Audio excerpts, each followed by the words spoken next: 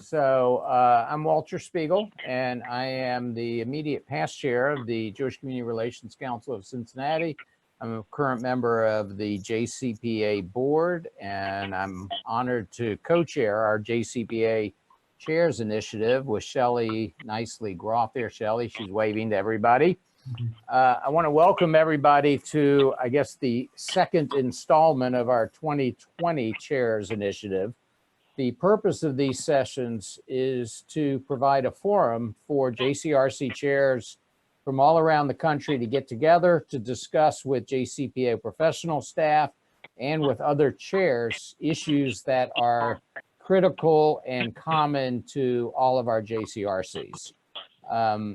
It is clearly top of the mind issue. We've heard this from across the country. All of us are grappling today with rising anti-Semitism from the right and from the left. And so we decided we were really going to devote the entire session today to that issue. Our third installment of the 2020 Chairs Initiative will take place at the JCPA 2020 conference, which is in, Washington, D.C., February 8 through 11. We will be devoting the entire first morning of the conference to further in-depth exploration of the issue of anti-Semitism. We've also set aside time for further discussion and networking among all of the JCRC chairs.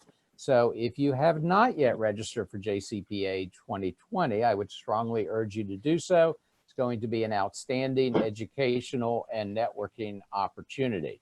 So with that, I'm going to stop talking. I'm going to turn the program over to David Bernstein, the president of JCPA, to kick off today's discussion about rising anti-Semitism. The only other thing I want to say is if you have not yet muted your phone, because we do get a lot of feedback, please do so. Great. Well, obviously these are very, very challenging times for the Jewish people, for community relations professionals and lay leaders. I don't have to tell you all that. You're seeing this yourselves. It's challenging because sometimes we are fighting the external fight, fighting against anti-Semitism, and sometimes we're also navigating these internal tensions in our community over how to best fight anti-Semitism or what constitutes anti-Semitism. And I think we're all feeling that simultaneously, and that's why it's so important to come to the JCPA conference, to be with others who are doing your work, other lay leaders and professionals, to compare notes, to think through these challenges, to look for best practices, to spend time really developing our toolkit. I have to tell you, the historic toolkit for anti-Semitism was very simple. It was condemn anti-Semitism and drive it to the margins. That's what we traditionally did when we fought anti-Semitism. And it worked since the 1960s when racism was driven to the margins of society. We could call out anti-Semitism, call out anti-Semites, and they too would be driven to the margins of society. But anti-Semitism has become more complicated in its manifestations. I think we all recognize left-wing anti-Semitism, which usually but not always manifests itself in extreme anti-Zionism, is much harder to recognize for the average person. It's much harder to define in public as anti-Semitism. And so therefore, when we call it out, the powers that be don't always recognize it as such. You may think we're just criticizing people for criticizing Israeli policy. And so we have to develop a much more nuanced playbook in fighting left-wing anti-Semitism than we might have on the traditional manifestations on the right or the traditional manifestations on the left. We're also seeing other forms of anti-Semitism as well, of course, and it's very complicated and challenging to talk about anti-Semitism in the inner city that we've seen in New York, and we're developing a vocabulary for that. How do we talk about that and remain racially sensitive at the same time? Again, I think many of us are struggling here, and we're thinking through how to best do it. What is the best vocabulary for doing it? What are the best ways of doing it?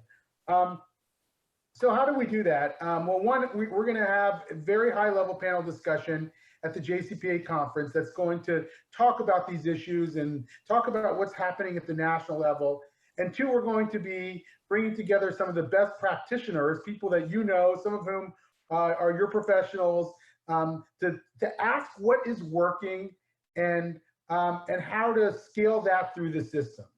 That is the question we have. And by the way, this is not something we're just going to be doing at the conference. JCPA is forming a task force. We're calling it the ESCA task force, the Effective Strategies for Combating Anti-Semitism. And we're going to be spending time looking at individual initiatives around the country and asking what's working, how do we know it's working, and how do we scale it through the system. So we're going to be doing that not just at the conference, but year round. And if any of you are interested in being part of it or know somebody in your community who's really right for this task force, please email me, dbernstein@thejcpa.org, because we need you, we need them on this task force to help in this work. So, so this is going to be the theme of much of our conference. We're going to be devoted to sort of struggling with anti-Semitism on both ends of the ideological spectrum. And we're going to come up with new ways and new strategies and best practices in fighting it. And I'm happy to, do I have time for some questions, Walter, or how would you like to proceed?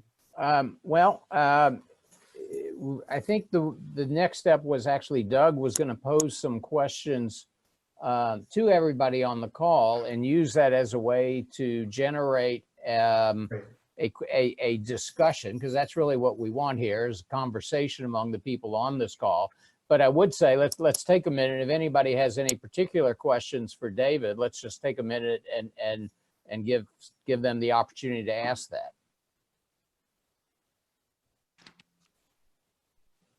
Okay. Anybody?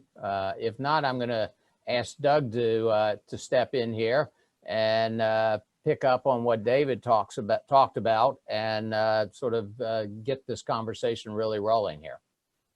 Thank you, Walter. And David, that was a great overview. And I think, please also continue to chime in response to what we hear. I think what we want to do is elicit some feedback from communities and how you're dealing with the surge of anti-Semitism and the both internal and external realities that David was talking about. So I'm going to pose 3 questions and let's have an open discussion. The first one I want to ask is, what are you doing in your communities today through JCRC that's new, that's different in a sense than what you were doing a year or 2 ago on the issue of anti-Semitism in light of the significant surge and the more violent attacks? So I'm not sure we'll get everybody on every question, but if you have something in this, in terms of response, that would be great. So what are you doing new in your community, in your CRC, in response to the subject of the surge of anti-Semitism that you weren't doing, say, 2 years ago? And Walter or Shelley, what's best in terms of how we call on folks, do you think? I think if somebody could just raise their hand and I'll call them and we'll go from there. Right, and then of course we have about half the people who are on phone. That's a good point. I'm sorry. Good point. So just jump in. If I can't see you, just try to speak up, preferably without interrupting. But I see Sue has her hand up, so let's start with her. Hi, everybody. We've had some specific incidents with schools and anti-Semitism particularly in social media contexts. And Sue, as you and everybody else speaks, if you can remind folks of the community you're from, I think. Oh, yes. Sorry. Toledo, Ohio. It's a small Midwestern city, about 2 miles from the Michigan border. So what we've done a couple of things. On the school end, we met with the superintendent of the school where this took place and started building relationships. And they have their own council working on cultural literacy. We were invited to talk with them. And we are, I think next week, going to talk with all of the superintendents from the area about Judaism. They want to know more about what Judaism is and how to prepare their teachers and staff to deal with blatant and not so blatant anti-Semitic acts or actions.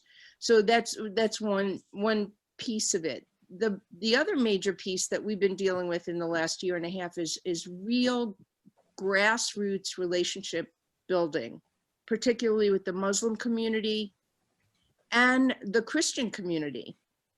With the Muslim community, we actually hosted an iftar dinner at one of our synagogues, which was a huge step for us. Nothing like that had ever happened in our community. And in response, they hosted a Hanukkah party for us. And in between, there's lots of communication. We've also reached out to the Presbyterian community. We are in the midst of reaching out to the African-American community. So it's almost, I would say, one relationship at a time, just reaching out and starting the conversation based on our commonalities, and then knowing that we need each other to fight this hate and evil. So Thank you, Sue. We're gonna just Let me, move ahead, because that's fantastic what you're doing there. And, you know, there's so much going on. I want to make sure we get other communities as well. So thank you so much.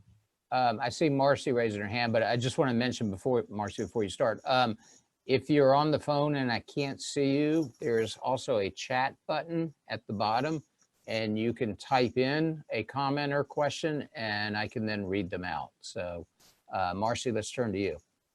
Hi, so I've been working remotely with Dayton for the past few months, and I'm coming at this job from a social justice perspective. And I know I'm not a chair, I'm a director, but I'm learning so much from all of you.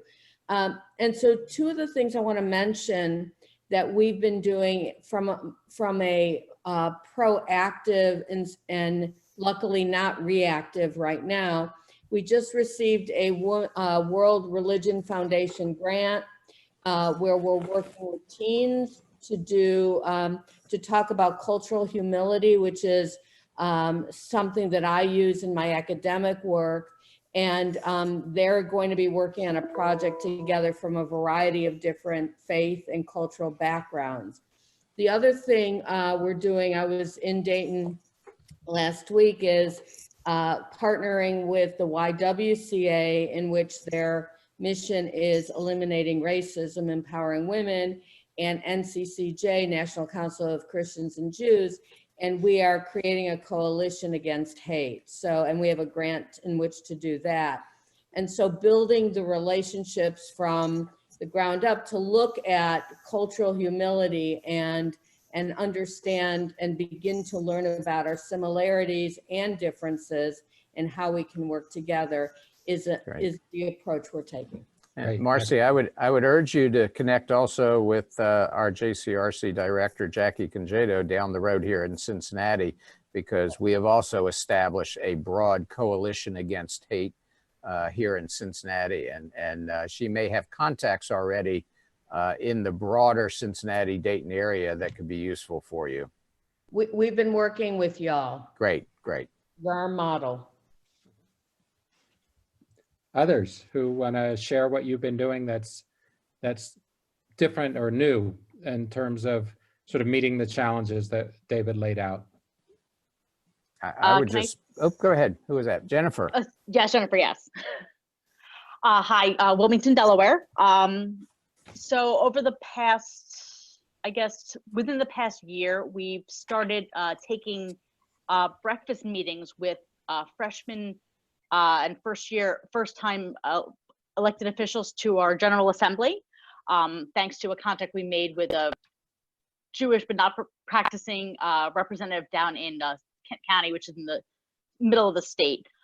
Just basically introducing JCRC and the Jewish community to these representatives, talking about some of the issues, and obviously anti-Semitism has definitely come up. So we've had the opportunity to answer their questions and talk a little bit about anti-Semitism and see, especially with our downstate neighbors, what's been going on in their communities, if they've seen anything, if they're aware of anything, so that just the very much importance of making them aware, since as small a state as it is, we have, 1-2 day a week employee at our JCRC, so we can't be everywhere at once. And so building these relationships with people who are on the ground and really in communities, to have eyes and ears there to help us look out for things, which is how we found out, honestly, about the issue in Sussex County with Sussex County GOP Chair Nellie Jordan, and we found that out through Representative Spiegelman. If we hadn't built the relationships with him during the time when we were working on some anti-BDS legislation, we might not have been able to really get on top of that and watch that. And so now we're following, now that she has been removed, we are following up to try to set meetings with the Sussex County GOP, as well as with the chairs of the state political parties as we're going into the 2020 election. I mean, not that things typically get very uncivilized here in Delaware, but we want to make the parties both on the left and the right aware of anti-Semitism and how it appears, just to continue to have these conversations, to try to have at the party level an awareness of the different ways that it forms, but it's not necessarily,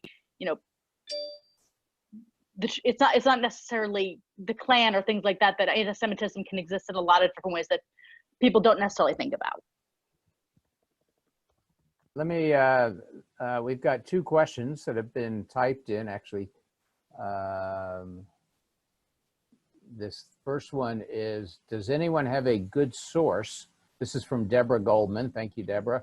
Does anyone have a good source for best practices to combat hate and anti-Semitism and to support allies? And I'll open it up, but I will mention, Deborah, that I do hope, and I know I'm sounding like a broken record here, but I do hope you will join us at JCPA 2020, because in fact, we have an entire program dedicated to best practices to address anti-Semitism. We've got 4 JCRC directors from around the country who will be talking about what programs they've implemented to address anti-Semitism, and we will also have representatives from ADL and AJC talking about on what they are doing. You have a grant application due on February 3rd, so I would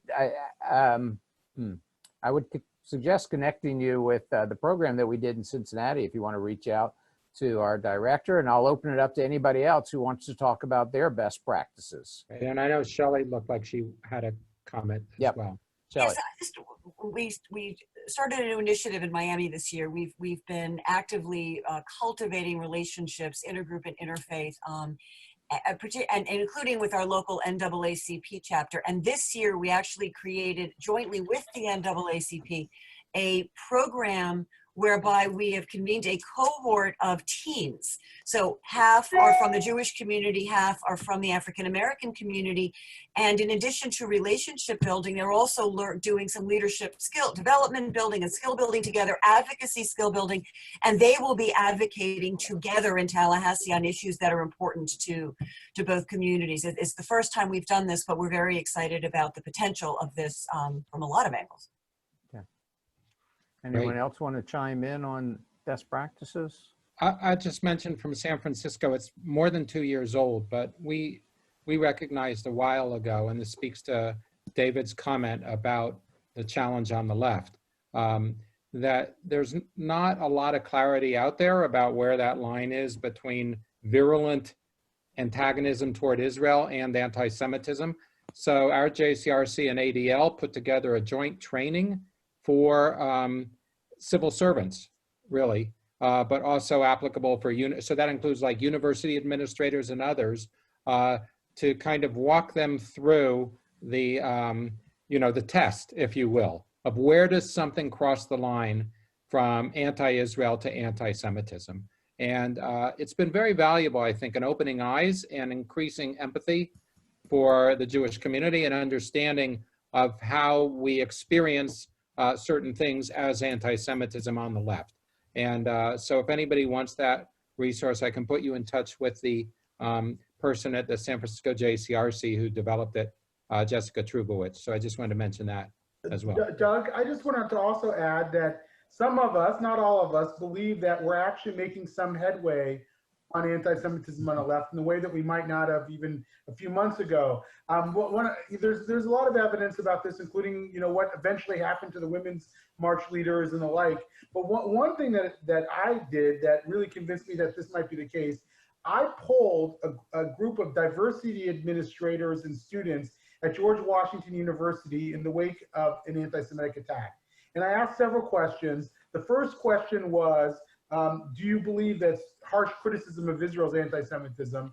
And almost nobody thought it was anti-Semitism. And the second question was, do you believe that the denial of Israel's right to exist as a Jewish state is anti-Semitism? And overwhelmingly, the students and administrators, I think it was around 90%, thought it was. And again, that's not decisive and doesn't tell you everything you need to know about, culturally diverse and progressive circles, but it's an indication that those arguments may be gaining some traction in these circles as well. Okay, excellent, excellent. And therefore it's worth the effort. I think you're on mute. No, can you hear me? I can hear you. Okay, good. Yeah, I was going to say it's worth the effort. That so I think that's a really important point. I want to go to the second question. Doug, before you move on, I think Greg Levine has, or Levine, Thank you. has Great. a comment as well. Greg, you are muted. He's back on mute. He was off mute, now he's back.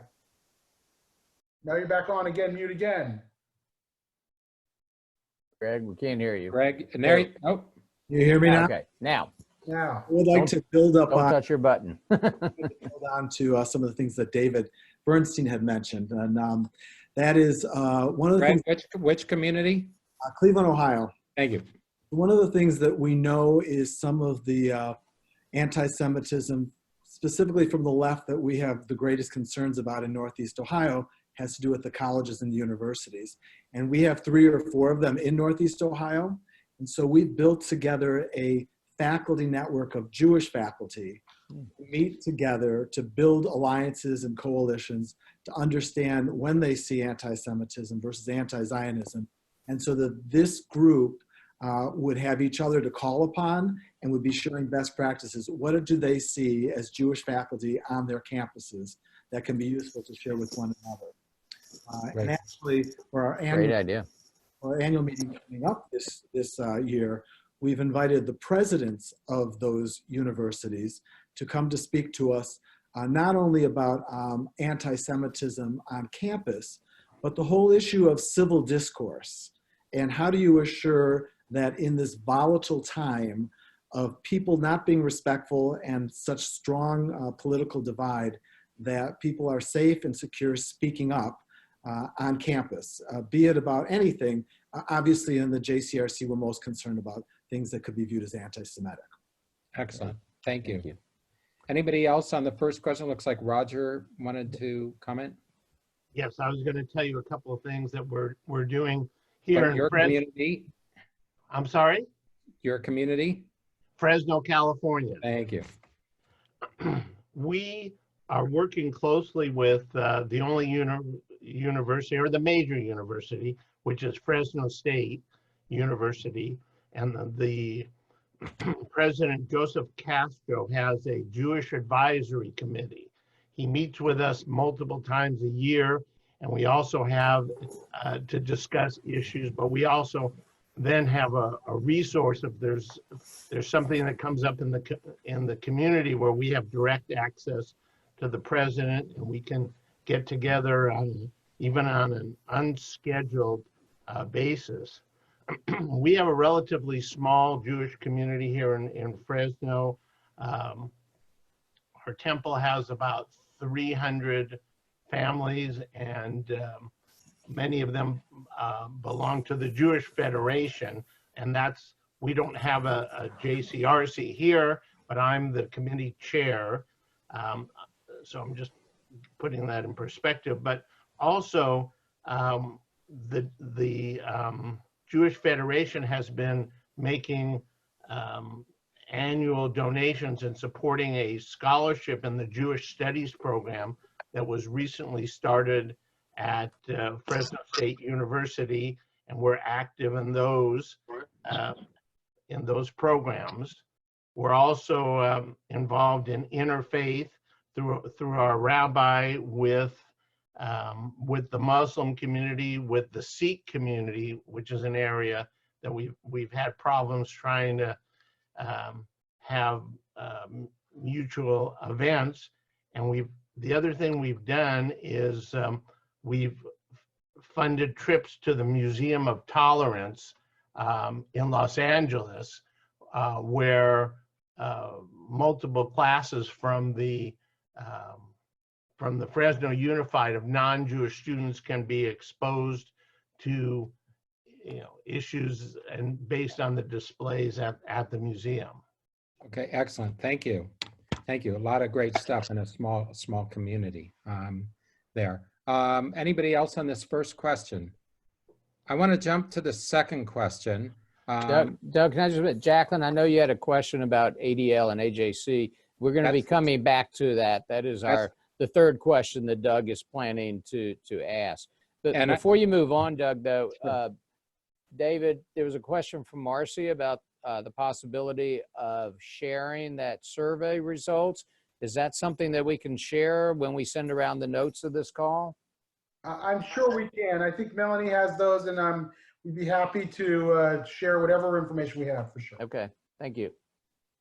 So the second question I wanted to pose to folks, and some of the excellent responses to the first question already anticipated, is how you balance in your community, and again, your CRC, concerns around growing anti-Semitism with concerns about growing bigotry, racism, hatred in general. In other words, how do you, when there are attacks not only on Jewish institutions but also on other institutions, how do you decide in your community, has there been any concern about not only focusing on anti-Semitism or focusing only on anti-Semitism versus the broader coalition against hate, where anti-Semitism comes into play, but also the other hatreds do as well? I'm just wondering if any of you are sort of struggling with that or navigating that, and any insights that anybody might have on that. And if not, that's how it looks like. I see Bob Silverman raising his hand. Hi, everybody. Sorry, I was sort of out of commission there for a little bit with the video, but one of the things that we're doing, and we're doing in what community? Pittsburgh, the Pittsburgh community, and certainly we had a lot of support from all the communities after the Tree of Life shooting. And one of the things we found out very early on from the African American community was, we heard very quickly, well, all the support came in to the Jewish community, but we have shootings and tragedy all the time in the Black community, and where is the support for us? And so very quickly, we realized that we wanted to do outreach, and we have this thing called the Black Jewish 412 Collaborative. 412 is our area code in Pittsburgh, and it started as a small group. It's mainly young, probably under the ages of I think 35 roughly is the oldest.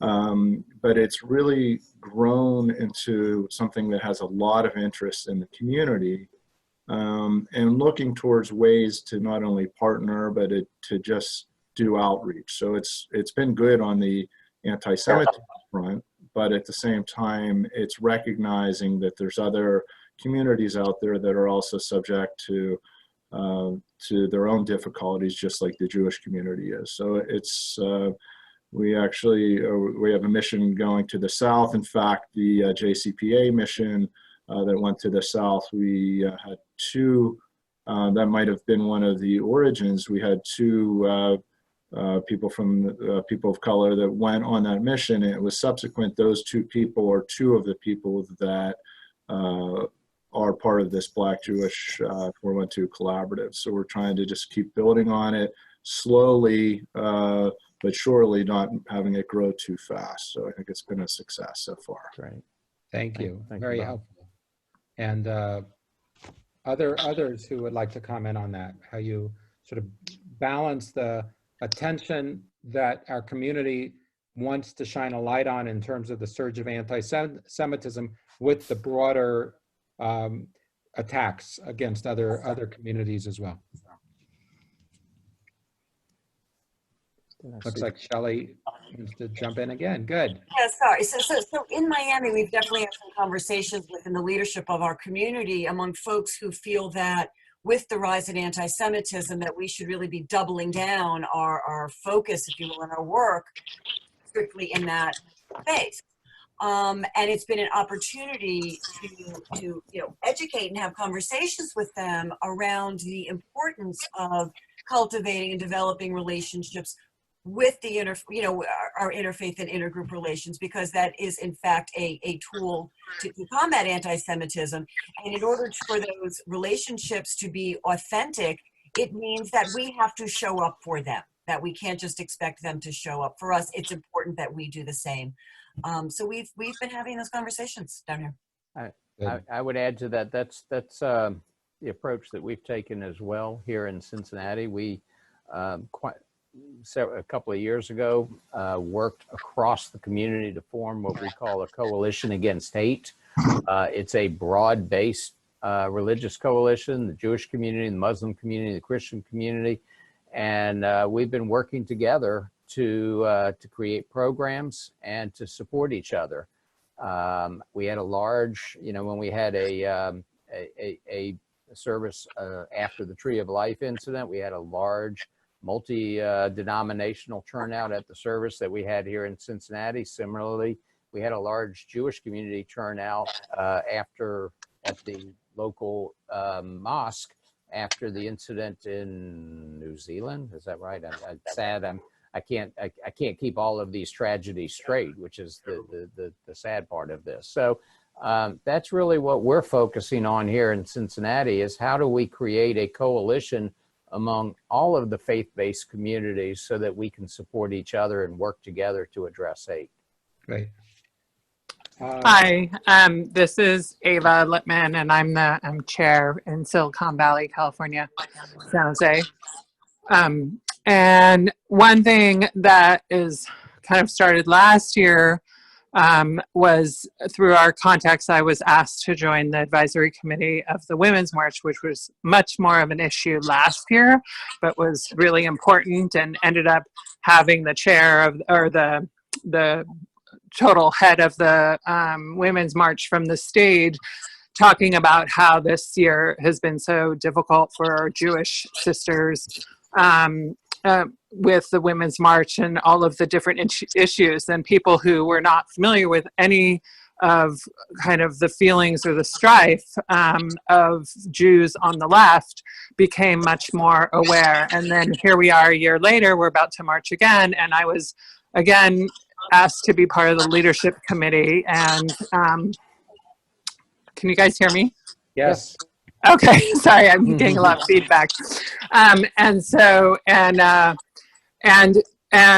again, our JCRC chair, our director, Diane Fisher, all of you know her. She will be speaking at the march with Maha, who is from the Muslim community. Just a little 3-minute thing, but in terms of showing unity, and and it's people, little things like that actually are big things, I think. Great, thank you, Eva. And I think Marcy wanted to jump in as well. I want to ask this as a question, but also as a comment.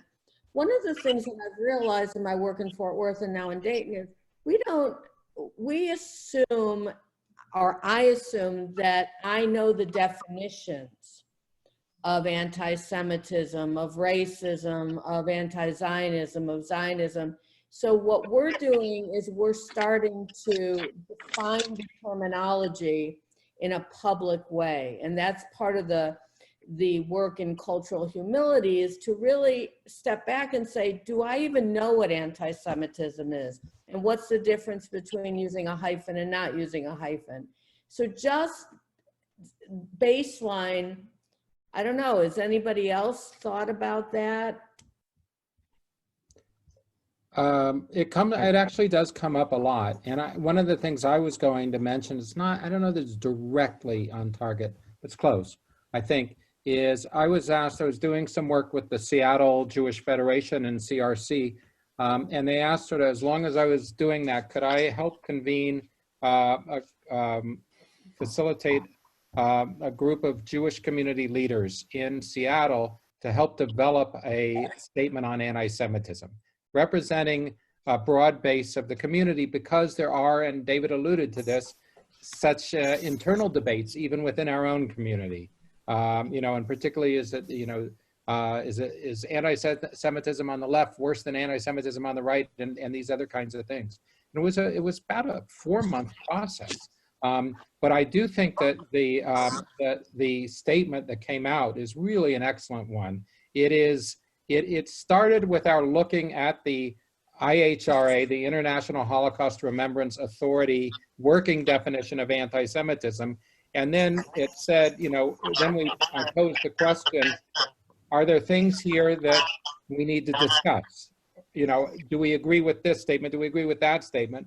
And we teased out what were the 3 or 4 that we needed to drill down and come up with language in Seattle that fit the community. And then that statement also balances a primary focus on anti-Semitism with a statement against hatred and bigotry and racism as well. So I think it makes it clear this is a statement on anti-Semitism to bring to public officials, to serve as the consensus statement when we meet with public officials and other leaders in the community. And we can't ignore the fact that we also care about racism and bigotry against others as well. So if any, and I know at one point, Max Potashnik from the Seattle CRC sent it around to all of our colleagues, but if it be helpful, I'm happy to recirculate it among the CRC chairs as well.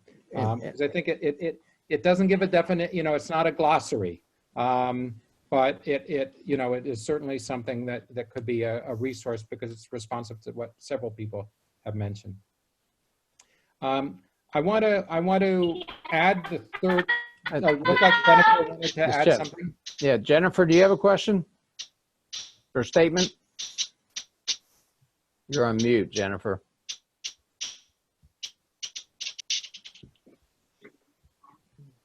Oh, no, I was just trying to make sure. I was just trying to make sure we're muted. I was just making. This is like an auction. If we see a little sign, you're good. Are you there? So I'm going to add the third question, but if there are other, you know, things that people want to go back to, that's important as well. And the third question I want to add, and it was already anticipated in the chat line by Jacqueline, is how do you see the CRC's role, specific role, in addressing anti-Semitism as distinct from that of other Jewish institutions, be it ADL, AJC, SCAN? I was asked to add interfaith ministries in your community, but how do you see the distinct role of JCRC? Obviously, understanding that CRC is, you know, where these other institutions are present, CRC is going to be partnering with, cooperating with as well. What do you see as the lane for CRCs here where we can make a particular value-added contribution? And can I add to that as well, if Doug, because I think this is also a little bit of what Jacqueline was getting at also. How are you as CRCs working with these other institutions, if you want to add that information? Yeah, exactly. Thank you. Who would like to start on that? Greg Levine from Cleveland. Can you hear me? Yes.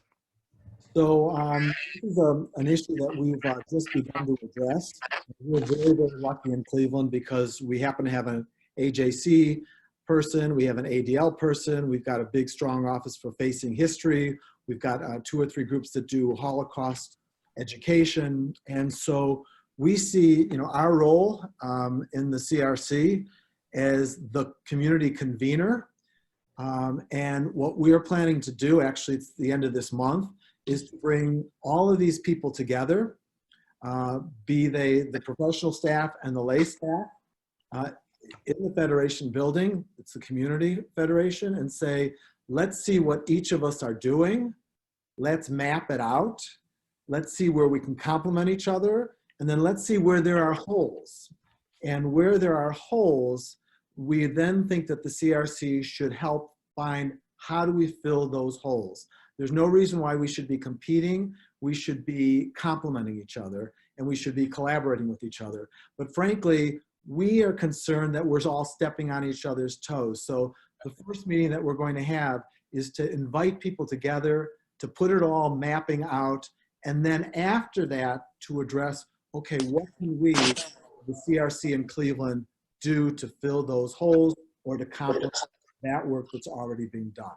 Greg, that's outstanding. And if you could possibly share a template of the mapping, you know, the different things you're going to be looking at, of which are being covered well, which are being only partially covered, and which are not, without necessarily filling in the detail from Cleveland, but that it could be usable for other communities. I think that could be a valuable resource.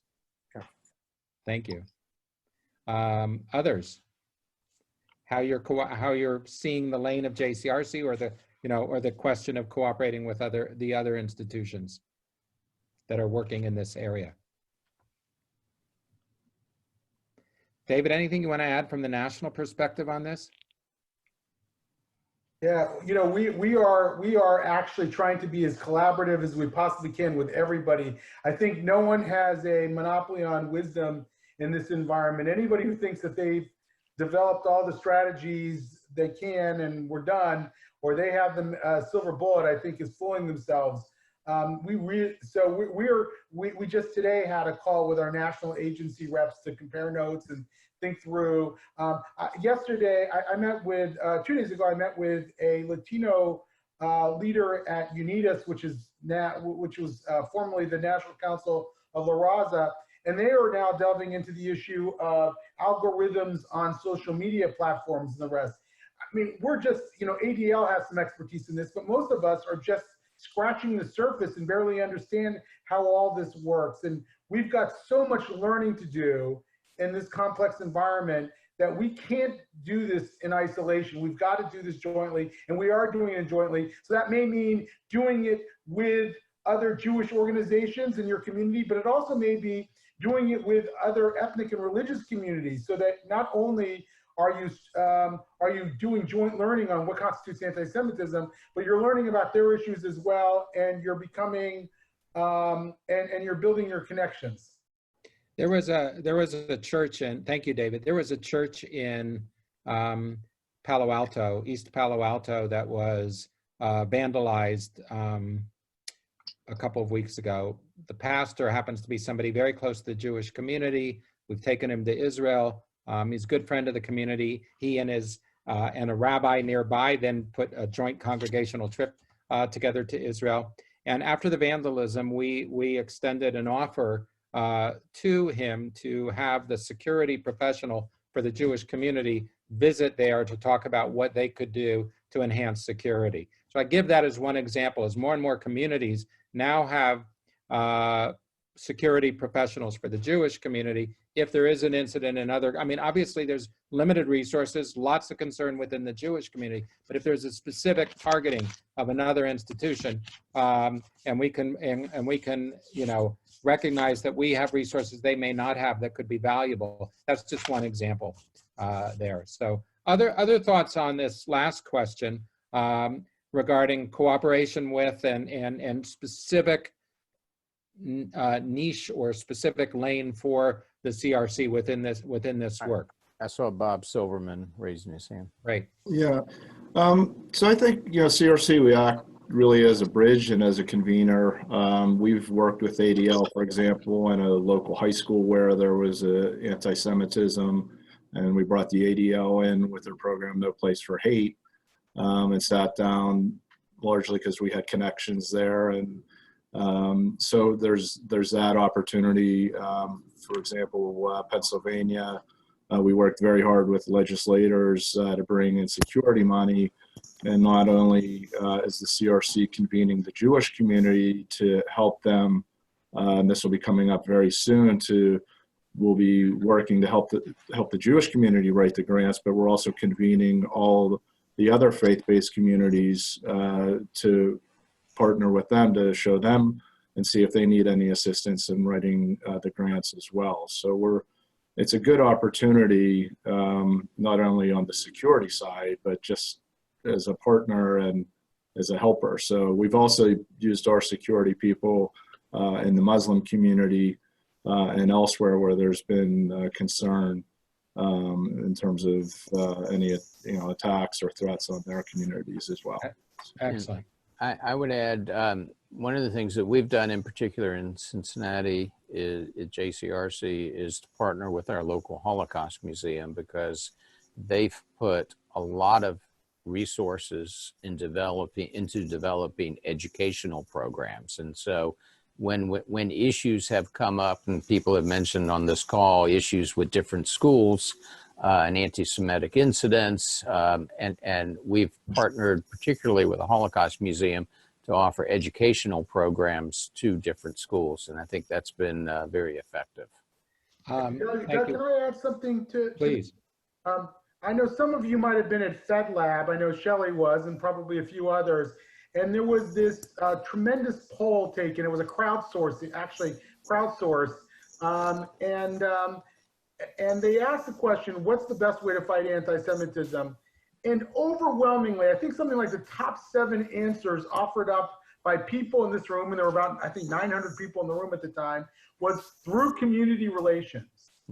In other words, this is something we who do this work intuitively know, but we might need to remind ourselves here. What is community relations? Community relations is more than just this, but building connections to people of other religious and ethnic communities and civil society and government and so forth.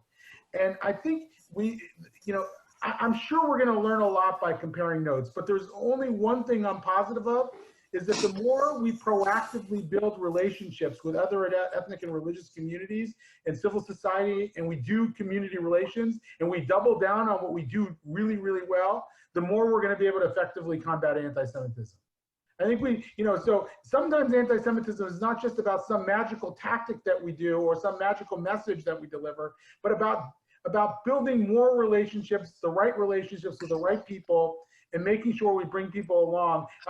Walter, I've watched with admiration your JCRC and Jackie, how she's gone about building these connections in fighting anti-Semitism. It's not just bringing together the incredible conference, it's the op-eds that she did with other ethnic leaders and religious leaders, and it's about bringing people along in this understanding. And I think that's incredible, and that's what we really have to do more and better of. I agree with you, David. It sort of reminds me a little, I've been a runner my whole life, and they talk about when you run, if you wait until you're dehydrated to start drinking, you've actually waited too long. You need to drink beforehand. And I think it's the same thing with community relations. If you're waiting until you have an anti-Semitic incident, an anti-Muslim incident to start building those relationships, then you've waited too long to do that. We need to be doing that now before it happens. Yeah, Pittsburgh community proved that in spades when the attacks happened, how many people were ready to go because they didn't start right after or right before what happened at Squirrel Hill. And by the way, we worked with the Pittsburgh JCRC to put together a tremendous video about this that we're going to be showing at the conference that shows the power of community relations and what it means in fighting anti-Semitism. Yeah, I mean, this point can't be stressed enough. It was why it was also heartening when I posed the first question, how many people emphasize the stepping up on the proactive relationship building side, because that's at the heart and soul of what we're talking about. Which I think too is important to remember that as we get through this time and we do this work and we hopefully see the good fruits and outcome of it, that if we start to see, God willing, a trend down, we have to keep doing the work. We have to remember exactly what we're saying now and continue the relationship building, continue the relationship cultivation, because it will always be important for us, I believe. I just want to go back to one thing that was mentioned before by David, I think, cooperating with the local Holocaust Museum, or whoever mentioned it. I actually just submitted an article to our local Jewish press yesterday because I've been reflecting on the fact about 3 years ago, I visited the Jewish communities at the request of a foundation in France and Germany. to do an assessment on their effectiveness as advocates addressing anti-Semitism in Israel. And one of the things that struck me then was that the fading memory of the Holocaust and the extent to which the stigma attached to overt anti-Semitism was wearing thin. And at the time, I saw that through the lens of what I experienced in France and Germany, but didn't really think about it in terms of the United States. And now I think about it here too. I mean, in a couple of weeks, it will be the 75th anniversary of the liberation of Auschwitz. There is just that much distance of time that on top of everything else that's stirring in our society and that's contributing to a rise of anti-Semitism, I think part of the reality is also that the stigma that existed in the post-war era against overt anti-Semitism is eroding, and it's of concern. So I think thinking through what we can do on that front as well to make sure that memory is not just preserved but passed on, I think is critically important too. Any other thoughts, and then I'll turn it over, I think, to Shelley to close. Doug, I would just add, please. Sue, I would just add to what you say that I think another challenge that we're facing with younger folks is there is no memory of the Holocaust for them. And even the notion of Jewish identity is not necessarily a strong one or on a strong foundation. And they simply do not relate to the lessons that we learned when we were kids. So that we're finding to be challenging here. And in addition to the other, I mean, these are challenges we have.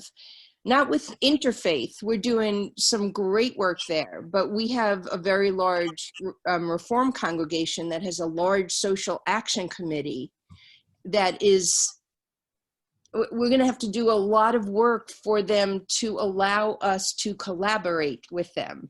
It's very siloed here. That's their identity. So that's another challenge that I don't know if anybody else has, that we're a very small community and we're shrinking.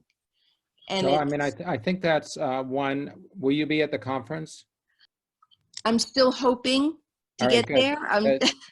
Because I was going to say, I think one of the hopes, and we're going to be the next week or two shaping an agenda, but we'll have about an hour and a half in addition to all the other important sessions on anti-Semitism and the like, to bring the CRC chairs together as an affinity group. And I think that's very much the kind of thing, if we do break up into smaller groups, where we can have some deep conversations about and learning from each other about what we're doing in these kinds of areas. Because I know we can't really jump into it now, but I think it's certainly an opportunity there. So appreciate your mentioning it. Any other final thoughts that folks want to share before we close?